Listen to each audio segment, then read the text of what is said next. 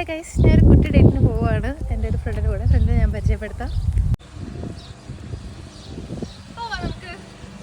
പോയേക്കാം. ദർശന ഹിയർ. ബസിൻ്റെ പുറകെ. ഞാൻ അത്ലോണിലെത്തിയപ്പോഴത്തേക്കും ശരിക്കും ഒരു ഒറ്റപ്പെട്ട അവസ്ഥയിലായിരുന്നു. അപ്പോൾ എനിക്ക് കിട്ടിയൊരു കൂട്ടായിരുന്നു കേട്ടോ ദർശന. ആക്ടിങ്. നമ്മൾ ഈ എയർലൈനിൽ താമസിക്കുമ്പോഴേ വൺസിന് ബ്ലൂ മൂൺ മാത്രം സംഭവിക്കുന്ന കാര്യമാണ് ജോലി ഇല്ലാത്ത ദിവസം വെയിൽ കിട്ടുക എന്നുള്ളത്. എത്ലോണിൽ എനിക്ക് ഏറ്റവും ഇഷ്ടമുള്ള സ്ഥലമാണ് കേട്ടോ ഇത്.